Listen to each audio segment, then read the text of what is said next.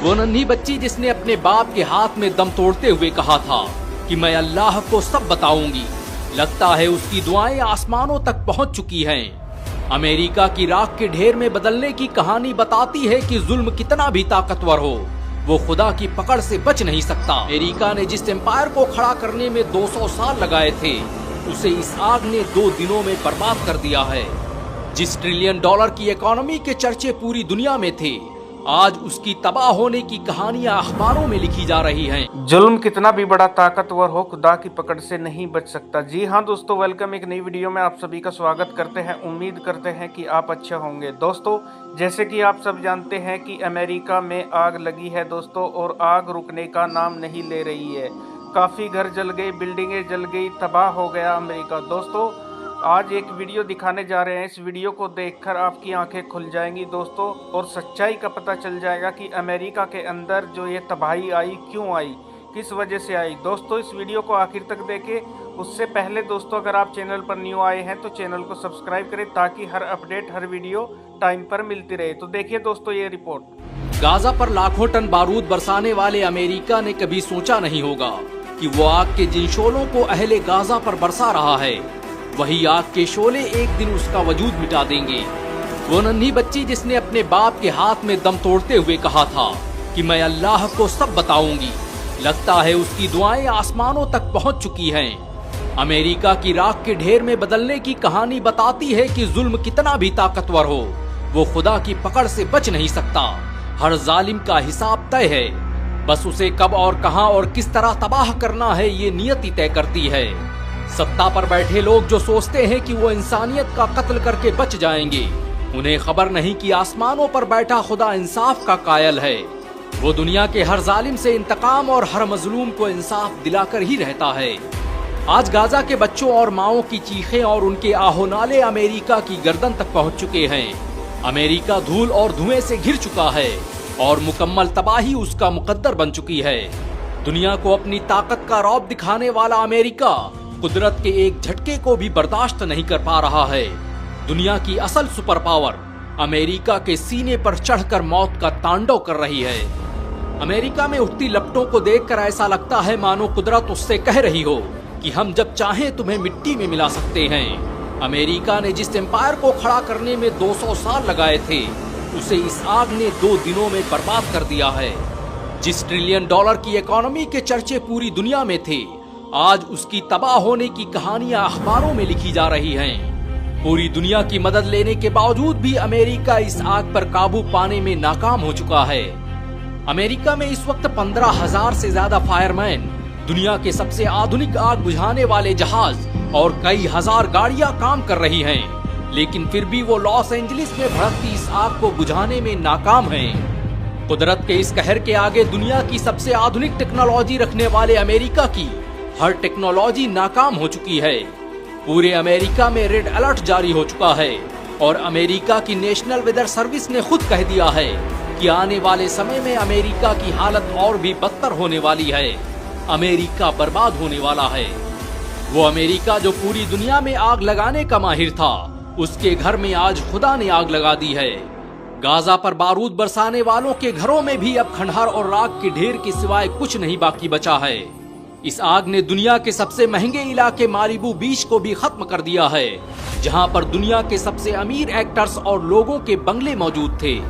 इनमें बड़ी तादाद उन एक्टर्स और अमीरजादों की थी जिन्होंने खुलेआम फिलिस्तीनी मुसलमानों के नरसंहार का समर्थन किया था। लॉस एंजलिस में लगी आग को देखकर लगता है मानो इस शहर पर किसी ने परमाणु बम छोड़ दिया हो, लेकिन खुदा के फैसले ऐसे ही हुआ करते हैं। कुदरत जब इंतकाम लेने पर आती है तो बड़ी से बड़ी तहजीबें खत्म कर दी जाती हैं। आसमान आग बरसाने लगता है और जमीनें शहरों को खा जाती हैं। कोई पूछे हड़प्पा और मोहनजोदड़ो के खंडहरों से कि आखिर क्या हुआ कि वो बस्तियां जमीनों में दबा दी गई। कोई पूछे मृत सागर से कि जिसमें पूरा शहर डुबा दिया गया। गाजा पर जुल्म करने वाले, इंसानियत का कत्लेआम करने वाले और मानवता का अंत करने का ख्वाब देखने वालों का हश्र भी एक दिन ऐसा ही होगा, और अमेरिका में इसकी शुरुआत भी हो चुकी है। अमेरिका का शहर लॉस एंजलिस जलकर राख बन चुका है।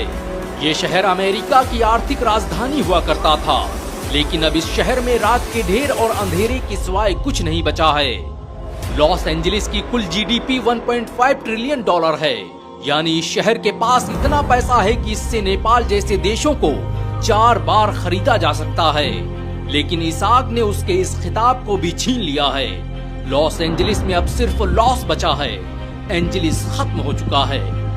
अमेरिका में लगी इस आग की शुरुआत कैलिफोर्निया के जंगलों से हुई और धीरे धीरे उसने Los Angeles, Hollywood Hills, Malibu beach जैसे इलाकों को अपनी चपेट में ले लिया।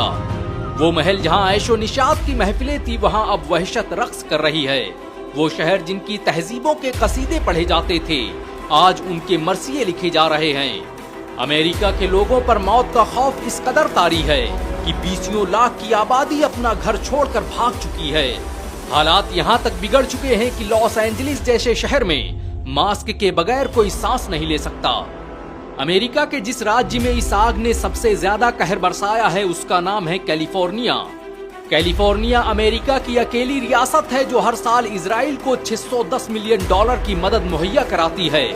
और शायद यही वजह है कि कुदरत उसे उसके इन्हीं जुल्मों की सजा दे रही है।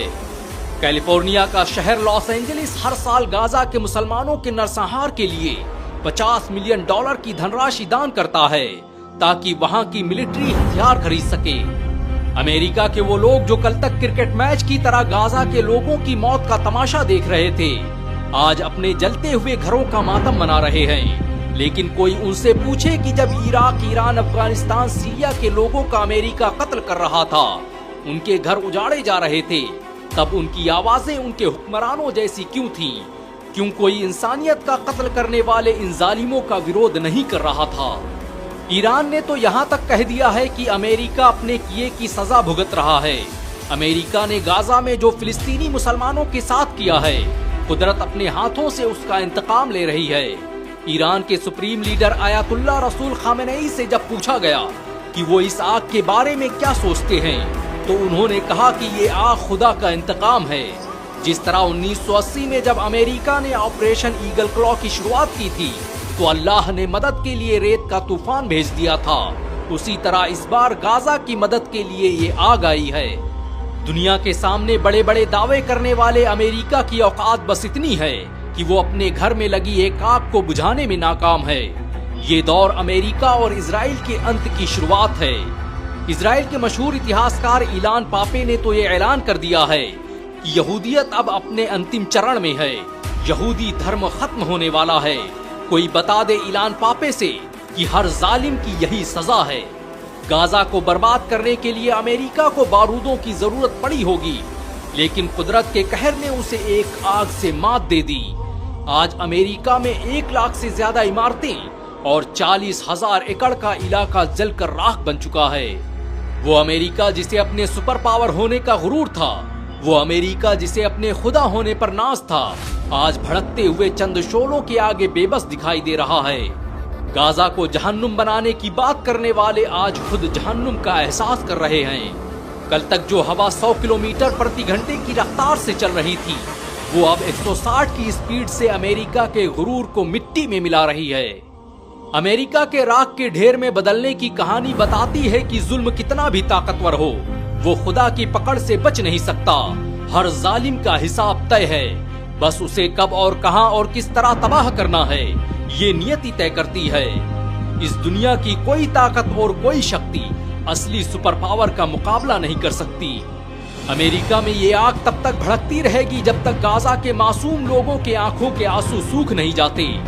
अमेरिका की इस आग में गाजा के लाखों मजलूमों की आहें शामिल हैं, जिन्हें बारूद के ढेरों और इमारतों के मलबों में मार दिया गया।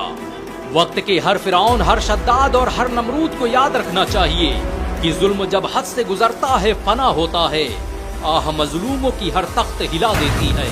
जी हाँ दोस्तों, देखा इस वीडियो में आपने। उम्मीद करता हूँ कि ये वीडियो आपको पसंद आई होगी। पसंद आई तो इस वीडियो को लाइक करें, दोस्तों के साथ शेयर। यानी गाजा पर जुल्म करने वाले आज खुद बर्बाद हो चुके हैं दोस्तों, और मासूम बच्चों की हाय जो है यानी अमेरिका को लगी है। दोस्तों सोशल मीडिया पर यही चर्चा चल रही है कि ये गाजा की हाय है।